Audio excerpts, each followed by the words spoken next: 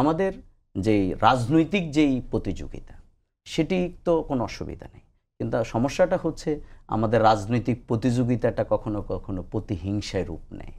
এটাই হচ্ছে আমাদের এই জায়গা, এবং এখান থেকেই ফ্যাসিবাদ ফ্যাসিজমের জন্ম হয়, এখান থেকেই ফেরাসিয়াস মেন্টালিটির জন্ম হয়, এখান থেকে অ্যানার্কি হয়, এখান থেকেই পিপলস সাফারিংয়ের মধ্যে পড়ে। এই ক্ষেত্রে দায় কিন্তু কোনো শুধু রাজনৈতিক দল না, দেশের জনগণের, বুদ্ধিজীবী মহলের, এবং যারা এই যে আমাদের আজিজ ভাইদের মতো যারা আছেন ওনাদেরকে। কিন্তু আমি আজিজ ভাইয়ের একটা ইয়েতে খুব কষ্ট পাইছি, আজকে আজিজ ভাই কিছু তো পেয়ে গেছে বললাম, এই যে বলছে যে জামাত এই কি বলে ভোট দিলে বেহেশতের টিকিট বিক্রি করতেছে।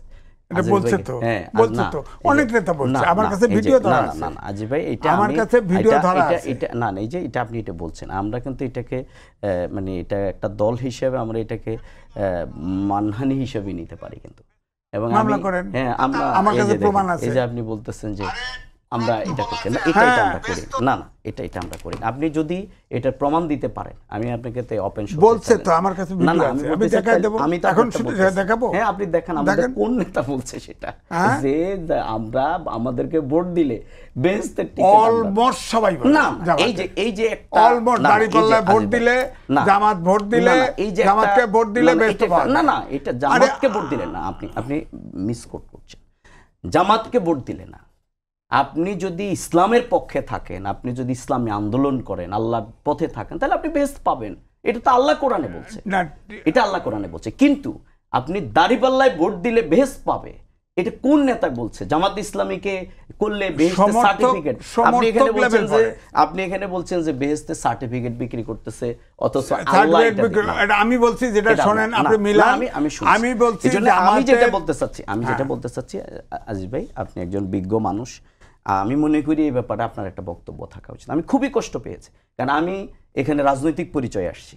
আমি কিন্তু সোনার বাংলা পত্রিকার সহকারী সম্পাদক, কিন্তু আপনি যদি সাংবাদিকতার পরিচয় আসেন, তাহলে তো আপনাকে একটা মোটামুটি জায়গা থেকে, নিউট্রাল জায়গা থেকে ডিসকাস। হ্যাঁ, নিউট্রালি বলছি। শোনেন, জামাতের সেক্রেটারি জেনারেল বলছে আল্লাহ তৌফিক দিয়েছে, কোরআনের আইন আমরা বদলাবো। আস্তাগফিরুল্লাহ বলছে তো, আছে আমার কাছে। এটা আপনি কিভাবে বলতে পারেন? ভিডিও আছে, আপনি বলা হয়েছে একজন বলছে এটা এআই করছে, আমি তাকে দিছি, রেফার করছি। আপনি জামাতে এই যে আজকে আপনি আবার, আমি একটু আগে বললাম আপনাকে আমরা লিগ্যাল নোটিশ দেব, আপনি কিন্তু লিগ্যাল নোটিশ দ্বিতীয়টা রাইজ না না লিগ্যাল অ্যারেস্ট করেন না।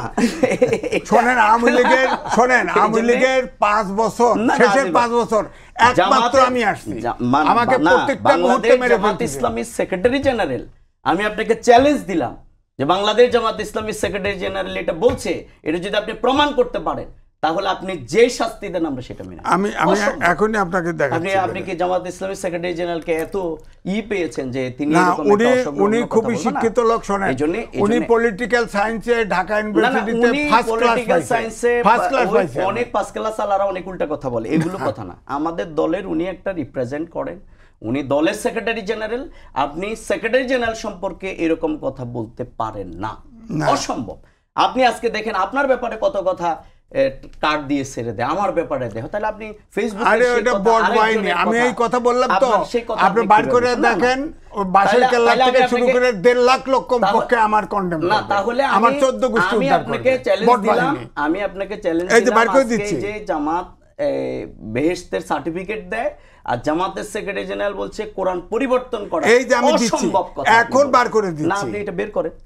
আমি যেটা বলতেছিলাম ডিসকাশন এটা না, কিন্তু আজ বেশি আমি বলছিলাম যে আমাদের এই জায়গাগুলো, অর্থাৎ দেশের প্রতি আমাদের যে ভালোবাসা, আমার বুদ্ধিজীবী মহলের যে দায়িত্ব, আমাদের প্রত্যেকের জায়গা থেকে যেই আমাদের পরস্পর সহিষ্ণুতার যে জায়গাটি, উদারতার যে জায়গাটি, আমাদের রাজনীতিতে এগুলো হারিয়ে যাওয়ার কারণেই বিগত 15 বছর এখানে কে কার সাথে খাওয়া দাওয়া করেছে এটা ধরে তাকে গ্রেপ্তার করা হতো।